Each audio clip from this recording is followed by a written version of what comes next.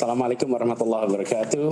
Peace be upon all of us. Ms. Koike, the Honorable Governor of Tokyo, distinguished speakers. We live in a truly challenging time indeed. Cities are in the front lines to face both the challenges and also the opportunities. Cities around the world are facing the hardest hit by the COVID-19 pandemic, but also by the devastating impacts of the climate change. However, it is also cities that have come up with innovations, collaborations, and major actions to tackle those enormous challenges.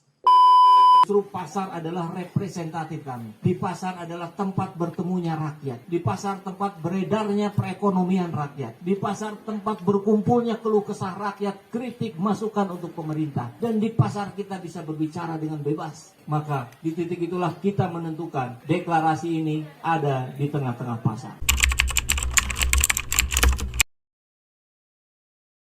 Pak Anies adalah sosok yang begitu karismatik, santun, dan berkarakter, terutama dengan kerja-kerja nyata yang begitu dirasakan oleh salah satu dalam sekarang kepemimpinan di DKI Jakarta. Jadi tidak salah kalau kami untuk bisa memilih Pak Anies Baswedan. Saya dan rekan-rekan mendukung Pak Anies untuk jadi presiden karena Pak Anies layak untuk memimpin Indonesia. Indonesia membutuhkan figur tipikal Pak Anies untuk menyelesaikan masalah-masalah yang ada sekarang ini. Saya sangat bangga sekali terhadap Anies Baswedan karena Anies Baswedan itu bukan hanya berani menghadapi pemodal besar yang melanggar aturan, tapi lemah lembut dan penuh kasih sayang.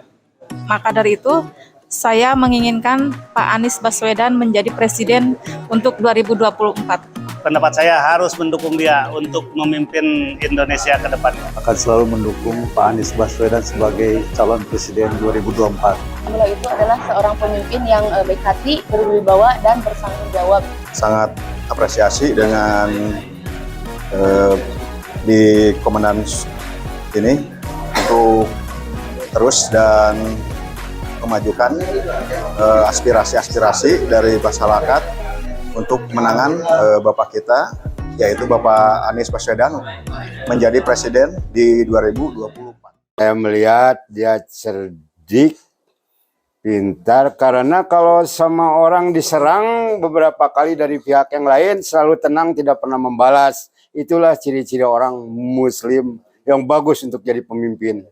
Anies Baswedan menurut saya dia orangnya smart, dalam kerja juga selama jadi gubernur ya, meskipun saya di Bandung kerjanya nggak terlalu banyak pengen dilihat gitu, tapi hasilnya benar-benar terlihat jelas.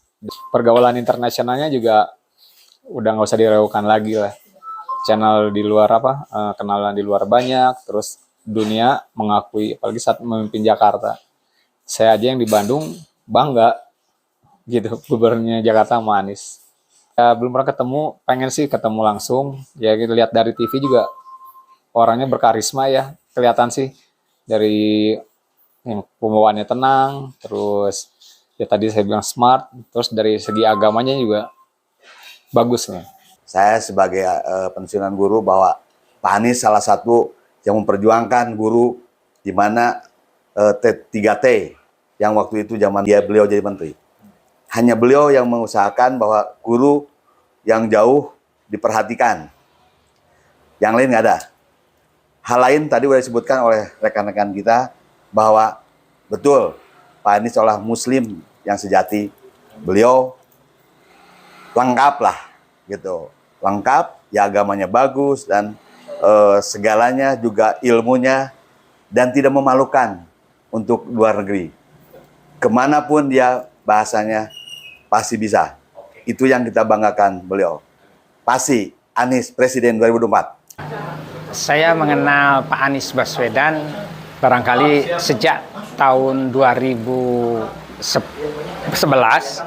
yang kebetulan bersama-sama beliau waktu itu menjadi tim untuk merumuskan kurikulum pendidikan 2013. Dan beliau orangnya yang bukan hanya humble, tapi cerdas dalam menyimpulkan dan memberikan pandangan.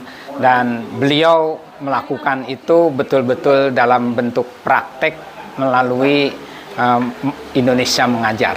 Karena pertemuan saya dengan beliau cukup lama, 2012 waktu dalam tim itu, ya hanya sebagai tim inti untuk menyusun kurikulum 2013, dan itu sangat menjadi apresiasi saya yang sangat tinggi. Saya secara pribadi sebetulnya belum pernah ketemu dengan Pak Anies, ya kan? Cuma saya sangat banyak membaca dan melihat di YouTube. Kemudian saya juga lama di Jakarta dan saya tahu bagaimana Jakarta dulunya. Dan setelah itu saya melihat bagaimana Jakarta setelah dipimpin oleh Anies. Memang luar biasa. Saya melihat karya-karya Anies itu sesuai antara gagasan, narasinya, dan pelaksanaannya. Itu yang luar biasa pada Anies. Saya sangat terkesan dengan sosok Pak Anies Baswedan ini. Dia orang baik. Indonesia harus bersama orang baik. Dan kita berharap kepemimpinan beliau di 2024 ini itu yang kita impikan menjadi seorang presiden dalam upaya harapan Indonesia sejahtera. Dan kita pahami bahwa Pak Anies ini sangat capable dan ex-capable. Sehingga beliau terkenal dari mulai kakek-kakek sampai anak TK juga sekarang udah tahu. Banyak yang nanya anak TK itu siapa Pak Anies Baswedan. Itu saking terkenalnya beliau. Dan ini satu harapan Indonesia dengan wajah baru, pemimpin baru, harapan Indonesia sejahtera itu bisa terwujud. Sejujurnya sampai saat ini belum pernah bertemu secara langsung dengan Pak Anies Rashid Baswedan. Tapi siapa sih di negeri ini yang tidak kenal Pak Anies? Sebutlah itu dari kalangan usia yang paling muda sampai insya Allah yang tua juga. Nah, yang menarik barangkali dari sosok Pak Anies, Bang Rangkuti selalu meyakini bahwa kita ini lahir ke dunia itu sudah dalam genggaman Allah.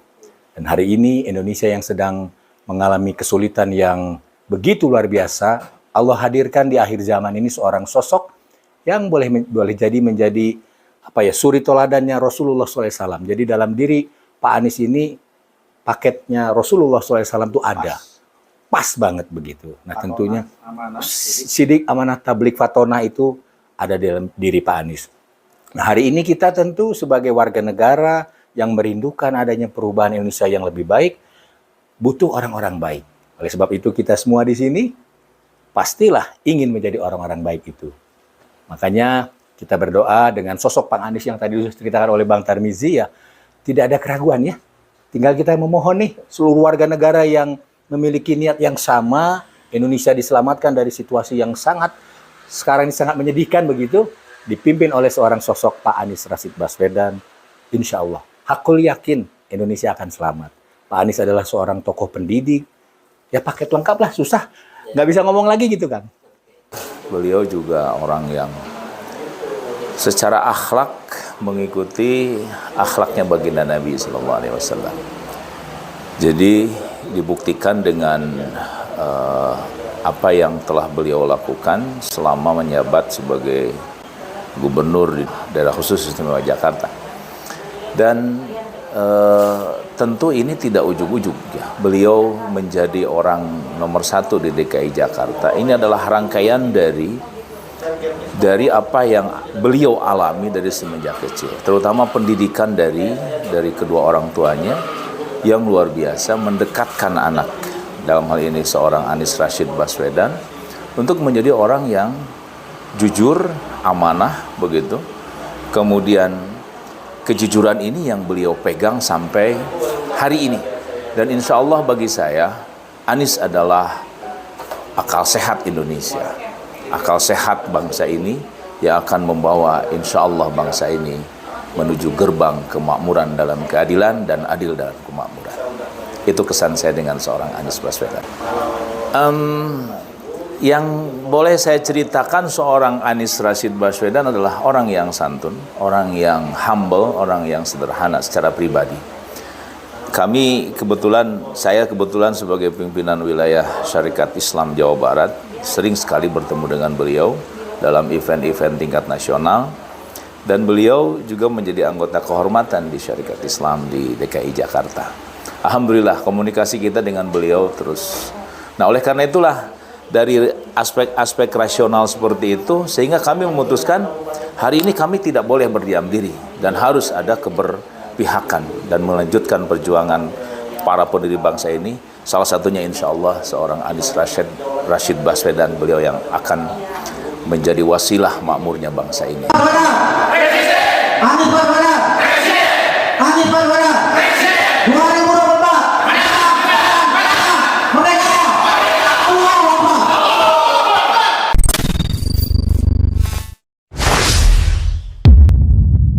Saya melihat betul ya beliau itu orang yang tenang, sejuk gitu ya.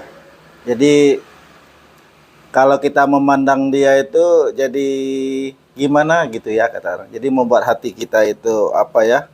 Memang aurah beliau itu punya wibawa, terus kecerdasannya gitu. Dan satu hal yang saya amati dari beliau gitu ya, yaitu ketenangannya yang luar biasa. Jadi ketika misalnya orang sedang berbicara, itu beliau tidak pernah memotong pembicaraan orang.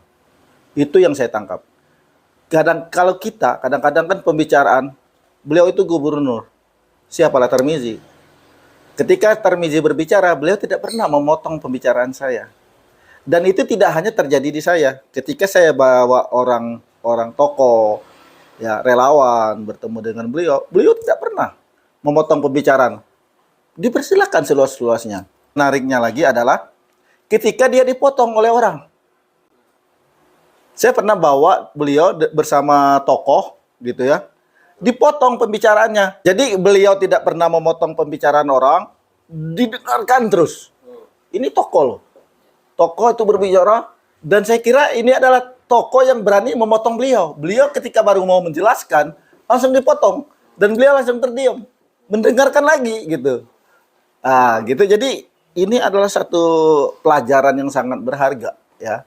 Jadi beliau itu dengan siapapun, apapun posisinya, tidak pernah memotong pembicaraan orang.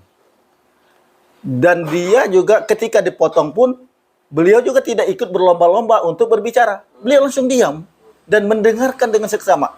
Saya bayangkan, dengan berapa kali saya bertemu dengan pejabat, ketika seseorang itu berbicara, itu Pak Anies itu memperhatikan betul. Tidak pernah main HP. Tapi kalau kita bertemu dengan seseorang pejabat, pengusaha, itu kalau kita ngobrol, dia sambil pikirannya kemana gitu. Kalau Pak Anies enggak, dia fokus ke situ. Itu yang saya salut sama beliau. Ya, dan ini berulang kali saya temu, tidak hanya satu kasus, dua kasus. Setiap kali saya bertemu dengan beliau, dan saya bertemu dengan beliau itu kan sudah banyak sekali. Dan artinya sudah menjadi pola gaya beliau begitu ya? Sudah memang jadi apa ya, pola hidup ya, karakter beliau. Itu tidak pernah menyelah orang dalam berbicara dan selalu mendengar siapapun dia. Coba, nggak pernah dia. Tapi kalau saya lihat pernah ada seorang pejabat, ketika ada orang berbicara, ya pikirannya kemana gitu. Main handphone, main apa gitu. Buka web. Pak Anies tidak pernah. Bahkan tidak pernah meletakkan handphonenya pun di atas meja itu, dibuka-buka beliau. Nah ini ya barangkali yang sangat terkesan bagi saya ya. Dan saya tidak melebih-lebihkan Pak Anies. Bagi teman-teman yang belum percaya, insya Allah suatu ketika kita bertemu beliau, kita ajak teman-teman sekalian untuk bertemu beliau untuk membuktikan apa yang saya sampaikan. Insya Allah nanti beliau setelah 16 Oktober akan keliling se-Indonesia dan insya Allah juga akan membuktikan bahwa beliau itu adalah orang yang santun, tata keramanya tinggi gitu ya.